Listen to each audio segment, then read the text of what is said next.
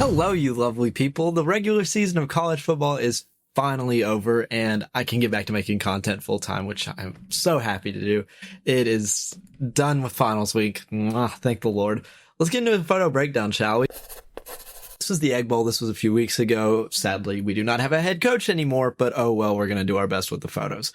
So let's dive right into it. We've got this picture of Kewan Lacey, and I only had a 300 f2.8 for the first time. And I was thinking, God, I can't zoom in at all compared to my 60 to 600. But I realized it's still tack sharp. So all I really have to do is just crop in. And if y'all remember old videos, it's like cutting fat. Just everything that's not important to the frame, just cut it out. And just like that, I mean, shoot, that's a good photo right there. I could upload that right now and be perfectly happy with it. And then I've just got my main college football preset. I really like. I'm going to bump the exposure up, bring highlights down just a little bit, and that's pretty decent right there. But another thing that I have been recently doing that's kind of revolutionized my color grading is up here in the top right where it says profile, changing that from Adobe Color to Camera Standard.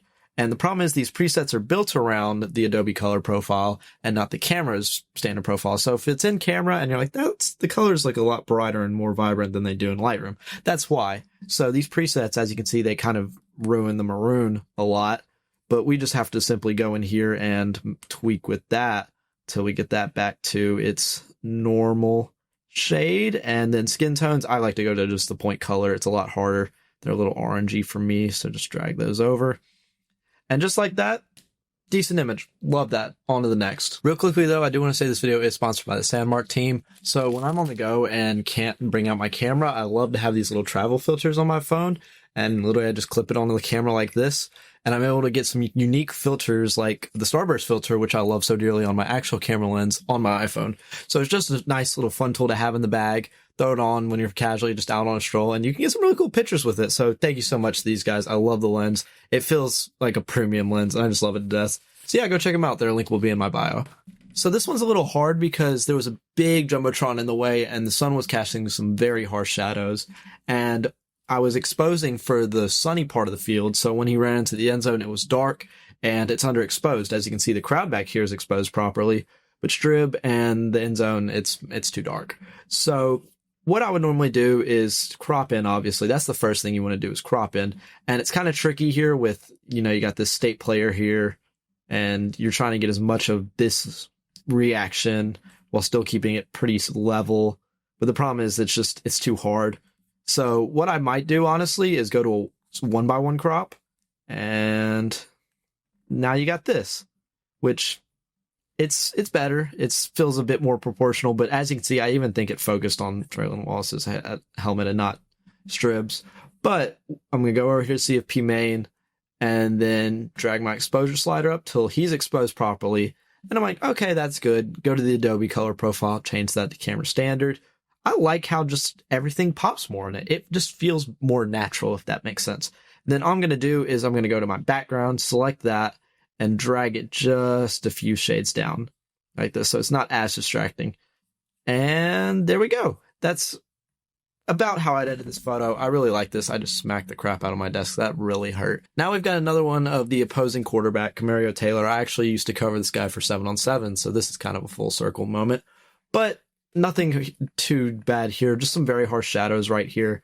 I'm going to slap on my CFP main preset, expose properly to where you can see his eyes even with the shadows. And I wish the background wasn't cluttered here. It'd be perfect. But all I'm going to do is line this up because as you can see, he's sort of tilted. And I'm going off this line right here with the bench. So that's how I'd crop that. We have a little room at the top, but not too much. And as you can see, the lines are going through his shoulders pretty evenly, just so everything sort of lines up. And I might drag the highlights down just a bit so they're not as hot. Everything in this looks good. The whites might be a little yellow for my liking. And that's about it. This is about all I do for this image. Very basic, just quarterback dropping back. Not a lot you have to do here. You don't have to reinvent the wheel. It's something I've come to realize with my photos, and something I'd change philosophically from when I started doing these photo breakdowns is I used to do mask and a lot of stuff. I've liked to keep it as simple as possible now. Next, we got this one of Austin. This one was really cool. I like the sun flare against the lens. I actually don't have a lens hood on my 28 to 70 f2 anymore. So this was not by choice. This had to happen. And just looking through my presets here, finding something I really like. I actually really like this one a lot. And all I'm going to do is go down here to my highlights, make everything a lot more yellow, like that sun's really beaming in. And then I'm just going to drag my dehaze down to make it a lot more crisp.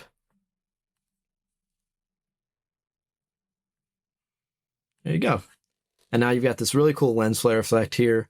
And he's still in focus, obviously.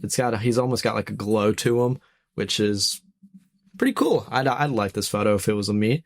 And you don't have to reinvent the wheel here. I mean, you can maybe line him up in the center. But I love how you can see like the red and blue of the Ole Miss bus. It clashes against the green and gold of nature almost. So it's just a really cool photo. I wish I had gone a little more wide and gotten the whole Ole Miss, but I don't think I could have done that for the scenario I was in. But yeah, just something cool, pre-game stuff. All right, and for our last one, it's a really unique one. This one, it was Trinidad throwing a fade ball to the end zone, and I noticed he lined up perfectly with the goalpost.